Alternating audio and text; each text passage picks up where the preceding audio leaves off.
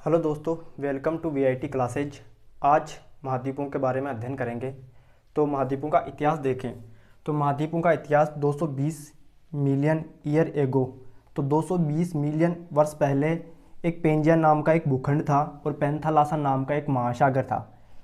धीरे धीरे इस भूखंड का यह भूखंड ऊपर की ओर गतिशील होता गया, तो ये भूखंड दो भागों में विभाजित हो गया। एक भाग कहलाया गोंडवाना भूमि और एक अंगारा लैंड या लोरेंशिया। इनके मध्य जो सागर जमा हुआ उसे कहा गया तेथिस सागर। यह 220 मिलियन ईयर एगो की बात है।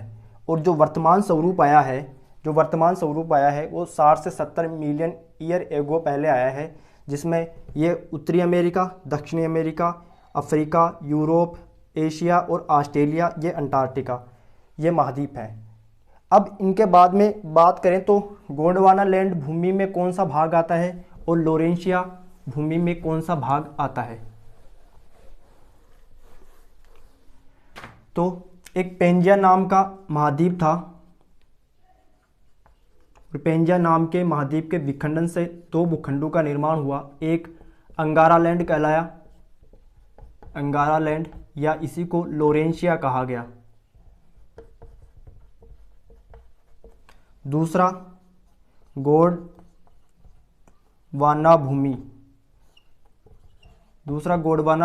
कहलाए और इनके मध्य जो सागर जमा हुआ उसे तेथिस सागर कहा गया। अब देखते हैं गोंडवाना भूमि या पहले अंगारा लैंड भूमि या लोरेंशिया में कौन कौन से महाद्वीप शामिल हैं। तो इसमें दक्षिणी अमेरिका, ग्रीनलैंड,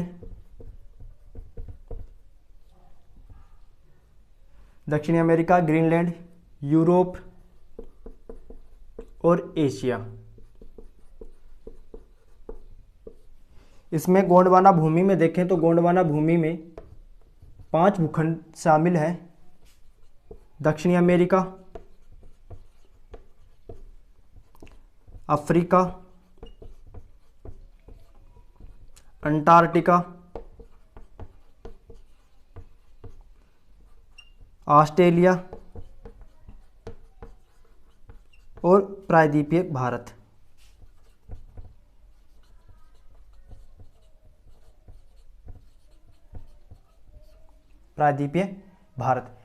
अब इसके बाद में हम अंटार्कटिका महाद्वीप का अध्ययन करेंगे।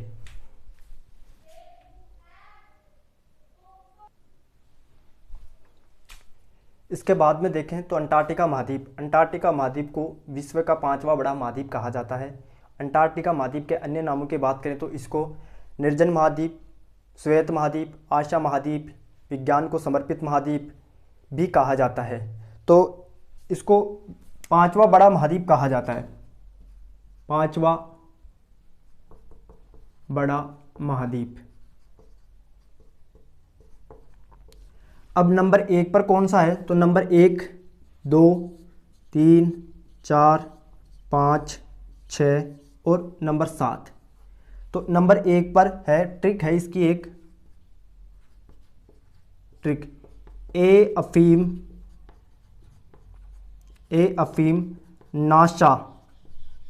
अफीम नासा, अंटार्कटिका,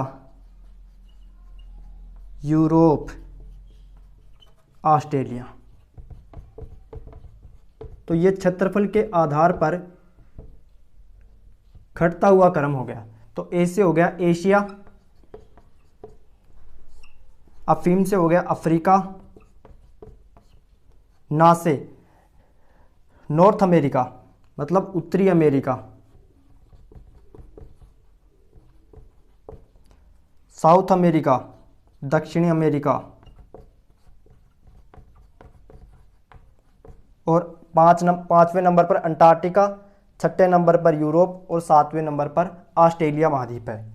इसके बाद में इसके अन्य नामों की बात करें तो इसका अंटार्कटिका महाद्वीप के अन्य नाम है। अंटार्कटिका महाद्वीप को क्या क्या कहा जाता है तो अंटार्कटिका महाद्वीप को श्वेत महाद्वीप भी कहा जाता है। अंटार्कटिका महाद्वीप को निर्जन महाद्वीप भी कहा जाता है।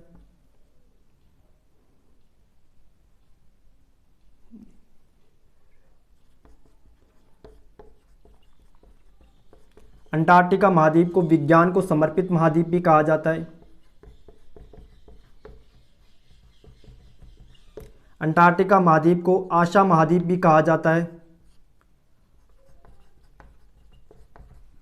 अंटार्कटिका महाद्वीप को ठंडा महाद्वीप भी कहा जाता है। तो अंटार्कटिका के अन्य नामों की बात करें तो अंटार्कटिका को श्वेत महाद्वीप, निर्जन महाद्वीप, विज्ञान को समर्पित, आशांतरीप, ठंडा महाद्वीप। तो श्वेत महाद्वीप इस कारण से कहा जाता है क्योंकि इस महाद्वीप में पूरे भाग पर बर्फ ही बर्फ है, तो इस कारण से इस महाद्वीप को श्वेत महाद्वीप कहा जाता है। निर्जन महाद्वीप, यहाँ कोई जनसंख्या निवास नहीं करती, इस कारण से इसको निर्जन महाद्वीप। विज्ञान को समर्पित महाद्वीप, क्योंकि विज्ञान को समर्पित महाद्वीप अपने जो भारत है, भारत के 3 अनुसंधान केंद्र स्थापित किए गए हैं इस महाद्वीप पर।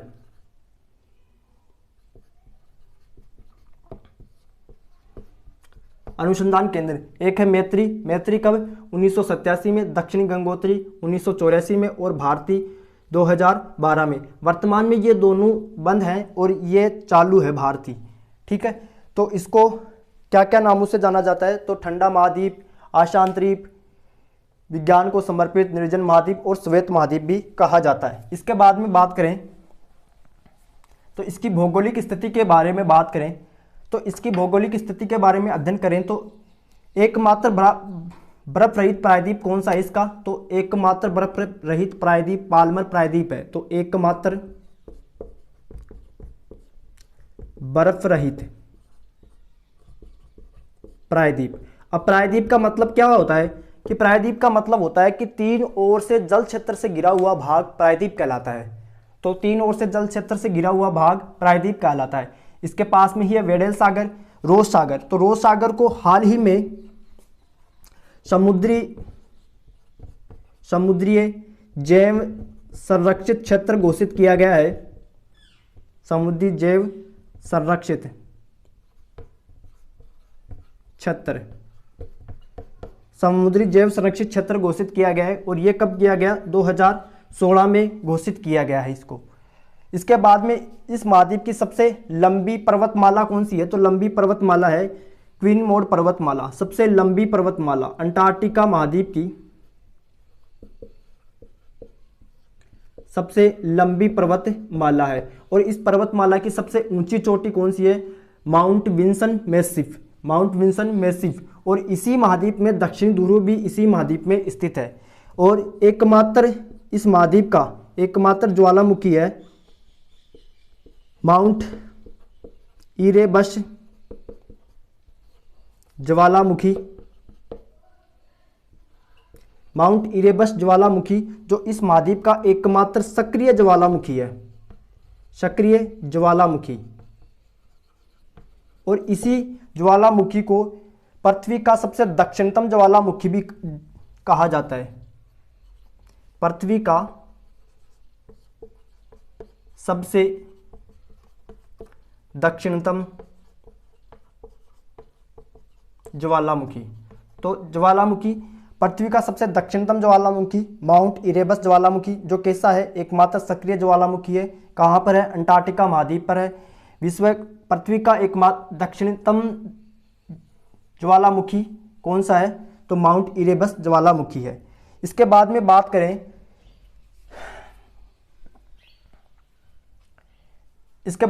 करें तो यहां पर एक पक्षी पाया जाता है।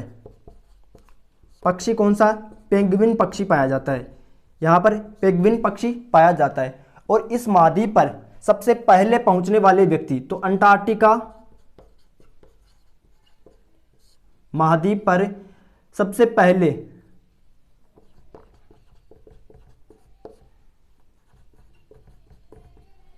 पहुंचने वाले व्यक्ति, तो सबसे पहले पहुंचने वाले व्यक्ति है फेबियस विलियम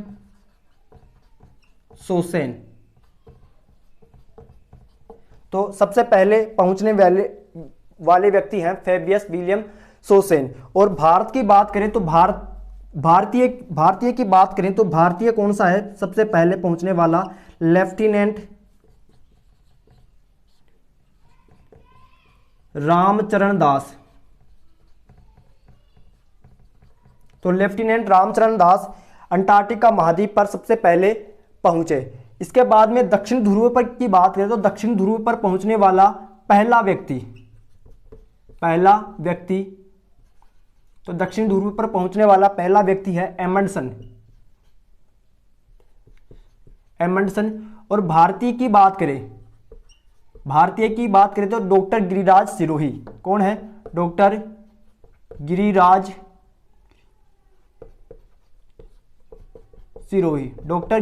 सिरोही दक्षिण ध्रुव पर पहुंचने वाले भारतीय पहले व्यक्ति हैं। और पहला व्यक्ति पूछे तो दक्षिण ध्रुव पर पहुंचने वाला पहला व्यक्ति एमंडसन है।